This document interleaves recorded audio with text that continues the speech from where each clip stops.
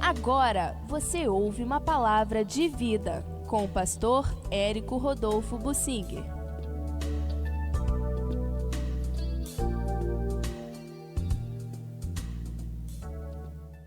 Autoridade de Deus para com aquelas pessoas que lhe foram confiadas. Vamos procurar entender isto. Mas como esse modelo não deu certo, o povo não conseguiu se adaptar bem, Deus mudou, substituiu, trocou os primogênitos de cada família pela tribo de Levi. E Deus passou a ter uma tribo sacerdotal. Todos da tribo de Levi deveriam viver das ofertas do povo e serem dedicados, consagrados a Deus. Todos os levitas. Todos os levitas seriam especialistas na Bíblia para assessorarem o povo. Todos os descendentes deles seriam sacerdotes que entrariam no santuário para oferecer o incenso ao Senhor. E isso era o trabalho do sacerdote, representar o povo perante Deus. Trabalho do sacerdote, fazer a intermediação entre o povo e Deus. O Senhor precisa de sacerdócio. A igreja é chamada para ser o povo sacerdotal de Deus. 1 de Pedro 2,9, vós sereis reino de sacerdotes. O Senhor quer que sejamos sacerdotes em favor do nosso bairro, da nossa empresa onde trabalhamos, da escola, da faculdade, da nossa vizinhança, da nossa família. Sejamos sacerdotes, aqueles que entram na presença de Deus para interceder pelos outros. Isto é o trabalho principal da igreja. Não é feito, a maior parte dos crentes nem sabe disso, nem entende nada disso. Foi mais ou menos o que aconteceu na época de Israel. Aquele povo sacerdotal fracassou completamente, a tribo de Levi se perdeu e o povo ficou sem Deus, longe de Deus no seu coração. E por causa disso aconteceu o que aconteceu. Eles foram sendo reduzidos, diminuídos e, por fim, praticamente extintos. Sobrou um pouquinho no cativeiro, que Deus depois trouxe para preservar a Bíblia. O que o sacerdote Eli foi, o resto do povo era pior ainda. Os filhos de Eli foram uma peste. O Ofni e Finéias, aqueles sacerdotes que Deus queria matar.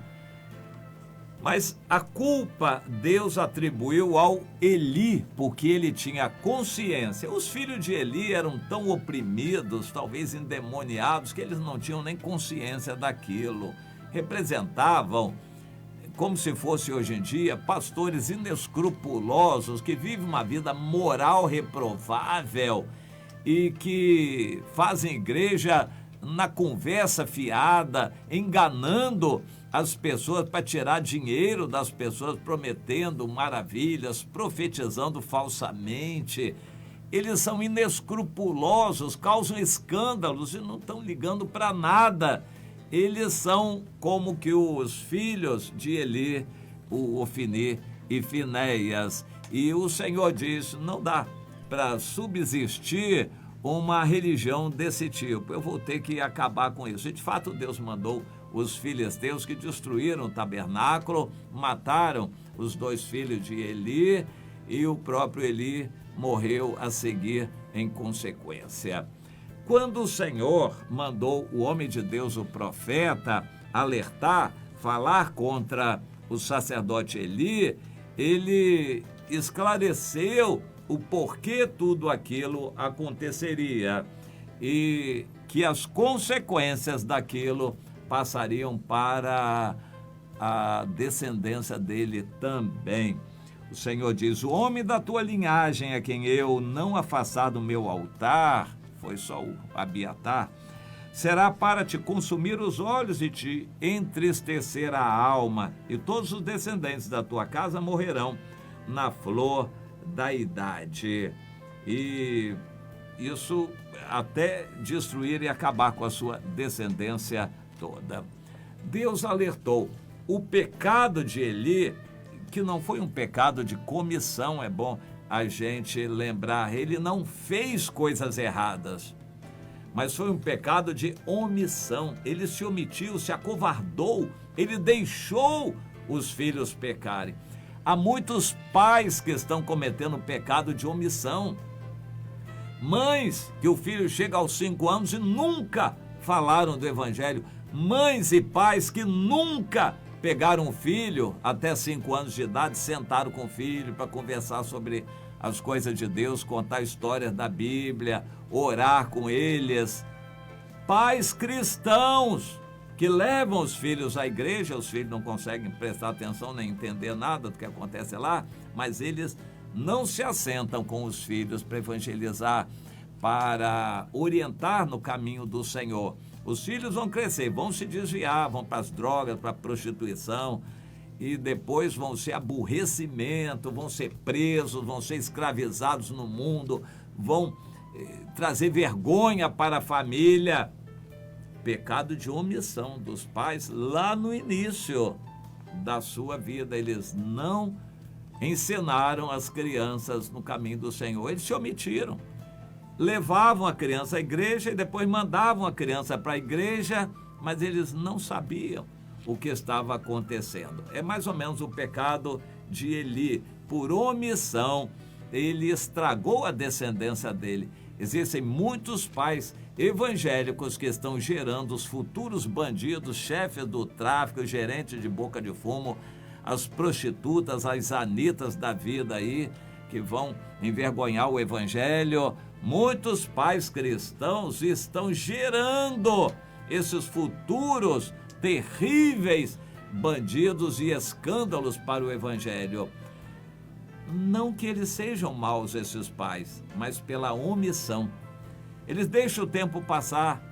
Eles vão para a televisão, seu trabalho, estudo, estão muito ocupados com as coisas do mundo e não tem tempo para ensinar os filhos. O tempo passa, os filhos crescem, já não são mais ensináveis e aí se enveredam pelo caminho do erro, do pecado, da destruição. O Senhor está alertando. O Eli não era mau, mas ele deixou o mal. Há pais cristãos, pais e mães cristãos que estão deixando o mal entrar na sua casa pela televisão, pela internet, pelas más companhias dos filhos. Eles não estão fazendo coisa errada, mas eles estão deixando os filhos serem influenciados pelo mundo. Quando eles quiserem pegar as rédeas, depois não conseguem mais. É tarde demais. A época boa para se assentar com um filho é como Samuel, é até 5 anos de idade, para começar e criar um hábito de buscar a Deus, de orar, de ler a Bíblia, de depender de Deus, entregar a Deus os problemas. É até 5 anos a idade de começar. Aos 10 anos, praticamente, já está com a guerra perdida. Se não começou até os 10 anos, vai ser muito difícil começar. Um pai que não pegou seu filho de 10 anos para se assentar, ele vai ter que chorar, confessar o pecado ao filho, explicar muita coisa, dizer: meu filho, vamos buscar o Senhor e tire o melhor do seu tempo para se assentar. Meu filho, vamos aqui ler a Bíblia, orar, buscar o Senhor, entregar nossos problemas a Ele. Ele vai ter que se desdobrar. É dificílimo, não é impossível, mas é dificílimo ganhar um filho se até 10 anos não começou a tarefa.